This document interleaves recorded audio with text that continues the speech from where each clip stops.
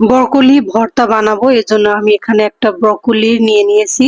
আর এটা কিন্তু ধুয়ে পরিষ্কার করে নিয়েছি। এটা ধোয়ার পর এরকম ছোট ছোট করে একদম কেটে নিতে হবে। আমার ব্রকলি গুলো কাটা হয়ে গেছে। এর সাথে আমি দিয়ে দেবো টমেটো। আর ছোট সাইজের টমেটো গুলা কিন্তু টক হয়, খেতেও কিন্তু অনেক মজা হয়, ভর্তায় দিলে কিন্তু আরো স্বাদ লাগে। এখানে আমি 3টা ছোট সাইজের টমেটো নিয়েছি।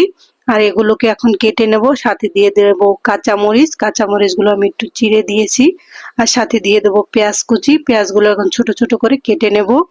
সবকিছু কাটা শেষে এখানে আমার লাগবে আর একটা আলু। আর আলুটাকে আমি গোল গোল সাইজের শেপ দিয়ে কেটে নেব। সব কাটা শেষে চুলায় একটা কড়াই বসিয়ে তাতে দিয়ে দিলাম পরিমাণ মতো তেল। তেলটা গরম হলে আমি এখানে দিয়ে দেবো আলুগুলো, সাথে যে বকরিগুলো কেটে রেখেছি সেগুলো দিয়ে দেবো। আর দিয়ে দেবো টমেটো, কাঁচামরিচ আর পেঁয়াজ। এগুলোর সাথে দিয়ে দেবো আমি 1 চামচ হলুদের গুঁড়া, আর দিয়ে দেবো মরিচের গুঁড়া, সাথে দিয়ে দিলাম পরিমাণ মতো লবণ।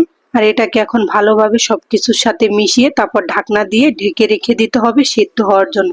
অল্প আছে একদম তেলের উপরে সবগুলো একদম ভেজে নিতে হবে। তেলের উপরে ভাজলেই কিন্তু ভর্তাটা স্বাদ লাগবে। এগুলো কিছুক্ষণ ভাজার পর ব্রকলি যেহেতু নরম তাই তাড়াতাড়ি হয়ে গেছে, তাই ব্রকলি আর টমেটো গুলো আমি তুলে নেব। আর আলুটাকে আরেকটু ভেজে নিতে হবে। সাথে দিয়ে দেবো কয়েকটা এখানে ছোট চিংড়ি মাছ। চিংড়ি মাছটাকে আলুটাকে এখন আবারও কিছুক্ষণ নাড়াচাড়া করে ভেজে নিতে হবে।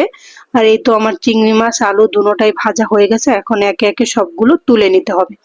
তুলে নিয়ে এটা এখানে একটা বাটনি নিয়ে তার উপরে যে টমেটো, পেঁয়াজ, কাঁচামরিচ, আলু, ব্রকলি, চিংড়ি মাছ সবকিছু একসাথে এখন ভালোভাবে মিশিয়ে নিতে হবে। ভালোভাবে মিশিয়ে নিলেই কিন্তু ভর্তার স্বাদটা বেড়ে যাবে।